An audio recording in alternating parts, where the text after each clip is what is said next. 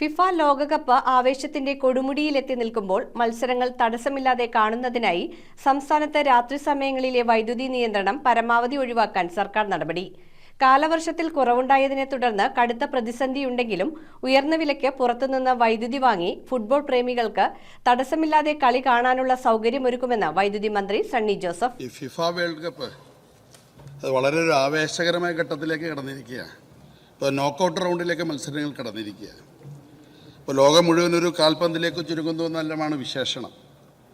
കേരളത്തിൻ്റെ ഫുട്ബോൾ ആവേശം ലോകപ്രസിദ്ധമാണ്. ഇപ്പം മലപ്പുറം ജില്ലയിലെ മുണ്ട എന്നൊരു ഗ്രാമം, അവിടുത്തെ ഫുട്ബോൾ വിശേഷങ്ങൾ ദേശീയ അന്തർദേശീയ മാധ്യമങ്ങൾ വരെ റിപ്പോർട്ട് ചെയ്തിരിക്കുകയാണ്. സാർ, എൻ്റെ സബ്മിഷൻ, കേരളത്തിൽ ഇനിയുള്ള മത്സരങ്ങൾ വൈദ്യുതി തടസ്സമില്ലാതെ ടെലിവിഷനിലൂടെ കാണാൻ ആവശ്യമായ തയ്യാറെടുപ്പ് KSEBക്ക് ഉണ്ടോ? അതിനെ സംബന്ധിച്ച് മന്ത്രി. സാറ്, സംസ്ഥാനത്ത് ജൂൺ മാസത്തിൽ ലഭിക്കേണ്ട കാലവർഷത്തിൽ ഗണ്യമായ കുറവുണ്ടായി. മഴയുടെ ലഭ്യതയിൽ ഗണ്യമായ കുറവുണ്ടായത് മൂലം സംഭരണികളിൽ നിലവിൽ സംഭരണശേഷിയുടെ 21.31% മാത്രമേ വെള്ളമുള്ളൂ. കഴിഞ്ഞ കൊല്ലം ഈ കാലത്ത് അത് 60%. എൽനിനോ പ്രതിഭാസം നിലനിൽക്കുന്നത് കാരണം അന്തരീക്ഷ താപനില ഉയർന്നത് വൈദ്യുതിയുടെ ഉപഭോഗം വളരെ കൂടുതലായിട്ട് വർദ്ധിക്കാൻ കാരണമായി. മുൻവർഷങ്ങളുമായി താരതമ്യം ചെയ്യുമ്പോൾ ജൂൺ മാസത്തിലെ പീക്ക് സമയത്തെ ഉപഭോഗം ഏകദേശം 900 മെഗാവാട്ട് വരെ വർദ്ധിച്ചു.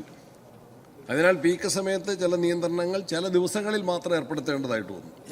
കഴിഞ്ഞ മാർച്ച് ഏപ്രിൽ മാസങ്ങളിൽ നല്ല വേനൽക്കാലത്ത് ജൂൺ മാസത്തിൽ മടക്കി കൊടുക്കാൻ സാധിക്കും, മഴ കിട്ടും, മടക്കി കൊടുക്കാൻ സാധിക്കുമെന്ന നിലയിൽ നമ്മൾ കടം വാങ്ങിയ, മറ്റ് സംസ്ഥാനങ്ങളിൽ നിന്ന് കടം വാങ്ങിയ സാപ്പ് എന്ന് പറയുന്ന രൂപത്തിൽ കടം വാങ്ങിയ വൈദ്യുതി തിരികെ കൊടുക്കണം. എല്ലാ ദിവസവും രാത്രി സമയങ്ങൾ തിരികെ കൊടുക്കണം.